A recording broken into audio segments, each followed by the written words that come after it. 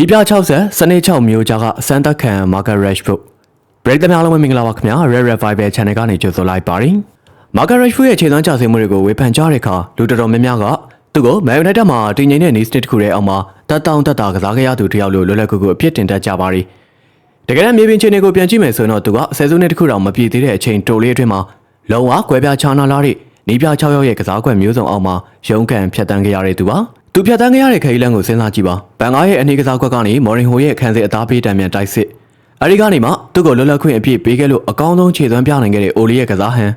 ပြီးတော့ Ragnick ရဲ့ရှုပ်ထွေးတဲ့ PR ကစားကွက်စနစ်တွေကိုသူအံဝင်အောင်အချိန်ယူစူးစမ်းခဲ့ရပါတယ်။ဖဲဆက်ပြီးတော့စူပလာနှလုံးယူပေးနိုင်ခဲ့တဲ့တာဟာကရဲ့ဒီစနစ်တွေကနေအော်မော်ရီရဲ့3-2-1ကစားကွက်ထိစနစ်ပေါင်းစုံရန်စမ်းသပ်ခံကစားသမားတစ်ယောက်ဖြစ်ခဲ့ရပါတယ်။ဘောလုံးဘောတွေကိုတုံးတက်တဲ့အခါကစားမတစ်ယောက်ရဲ့ခြေသွမ်းပိုင်းကျဆင်းမှုနဲ့စိတ်သက်ပိုင်းဆိုင်ရာအားနည်းချက်တွေကိုထောက်ပြဝေဖန်တာကသဘာဝကျပါတယ်။လက်ခံလို့ရပါတယ်။ဒါပေမဲ့အမြဲတမ်းပြောင်းလဲနေပြီးမတည်ငြိမ်မှုတွေပြင်းထန်နေတဲ့ကလပ်အသင်းရဲ့ဗျူဟာပိုင်းဆိုင်ရာကမကမဖြစ်မှုတွေက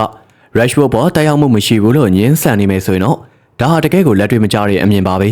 ကိုယုံကြည်လက်ခံထားတဲ့အစွဲလန်းတစ်ခုအတွက်မြင်သာနေတဲ့တကယ်အမှန်တရားတွေကိုလွတ်လွတ်ရှုပြီးကစားမတစ်ယောက်တည်းပေါ်ပုံချပြစ်တင်နေကြတာတွေကတကယ်ကိုစိတ်မကောင်းစရာပါပဲ Rashford ရဲ့ကြာဆင်းမှုကသူတစ်ယောက်တည်းရဲ့အဖြစ်လားဒါမှမဟုတ်စနစ်တွေကြားမှာပိတ်မိသွားတဲ့သားကောင်တစ်ကောင်ရဲ့ရုန်းကန်မှုလားဆိုတာကိုတော့မျက်မျက်တတတွေးကြည့်ဖို့လိုအပ်နေပြီဖြစ်ပါတယ်ညီကိုတို့ရောလက်ခံကြရလား